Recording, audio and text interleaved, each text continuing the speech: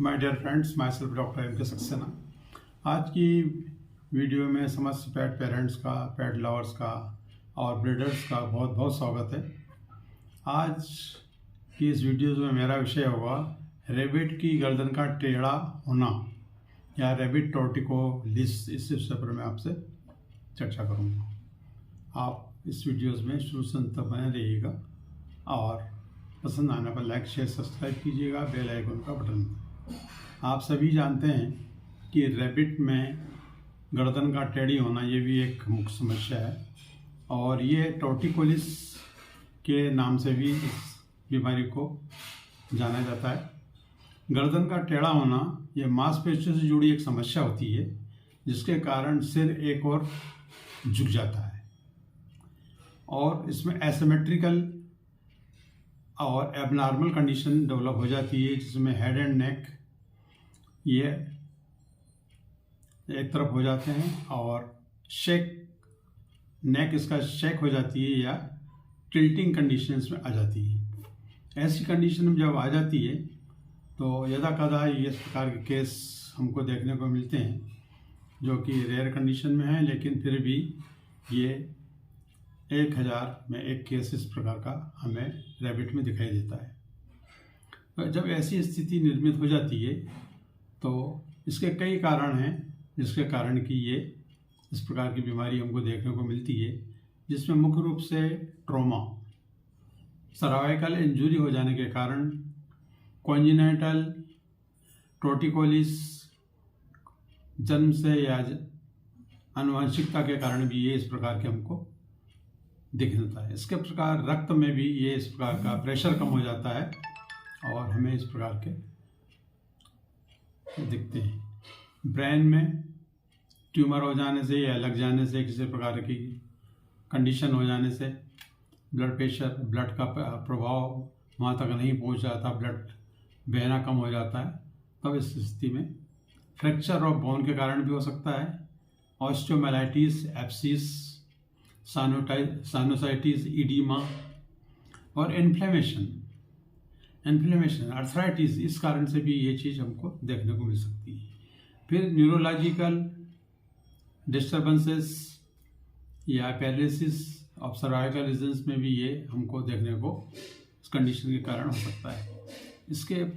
इसके साथ साथ कुछ और बीमारियां जैसे हीमेटोमा, खून का जम जाना और फाइब्रोसिस ऑफ टिश्यूज, जगह पर वहाँ की जगह मोटी हो जाती है और फाइब्रोसिस हो जाती है, कड़क हो जाती है।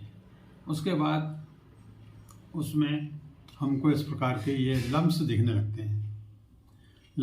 लगते हैं और वो छोटी छोटी गठाने हमको देखने को भी मिल जाती है। जब ऐसी स्थिति निर्मित हो जाती है तब हमें कुछ इसके लक्षण दिखेंगे। उसमें मुख्य रूप से इन्फ्लेमेशन दिखेगा, सूजन आ जाती है, पेन होने लगता है सूजन की जगह पर। उसके बाद उसका जो मूवमेंट होता है उस जगह का बहुत ही कम हो जाता है।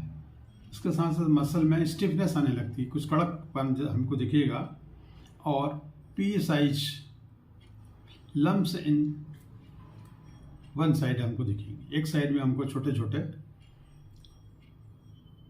पी साइज के लम्स हमें दिखेंगी। इसके अलावा नेक जो मसल्स होती है वहाँ पर वो थोड़ा हमको कड़कपन दिखेगा और एक तरफ लुढ़क जाती है।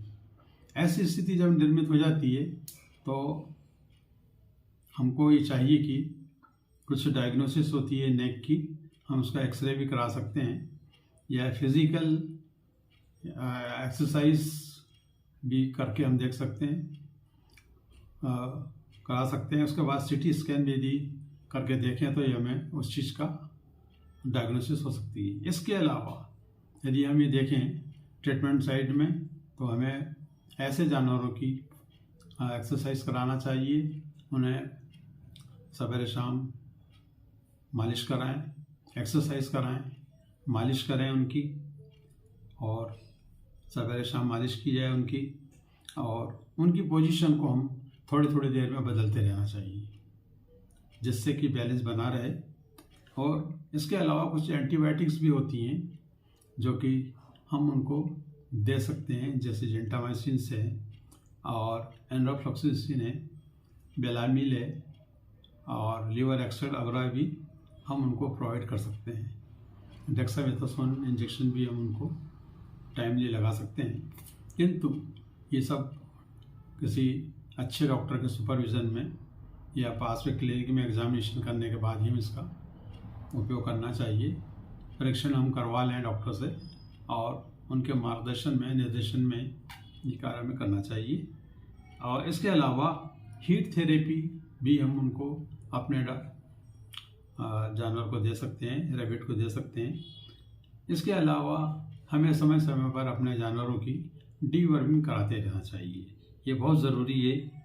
ऐसा देखा गया है कि ऐसे कंडीशंस में इनकी रिकवरी रेट बहुत ही कम होती है, किंतु यदि हम समय पर इनका उपचार करें तो डॉक्टर से कंसल्टेशन लें और समय पर इनका उपचार हो जाता है तो निश्चित ही इनमें रिकवरी रेट बढ़ भी जाती है। तो इन चीज़ों का हम ध्यान रखना चाहिए। स्पेशली रैबिट में इस प्रकार का टोर्टिकोलिस बीमारी हमें देखने को मिलती है। इसके अलावा कुछ फीडिंग,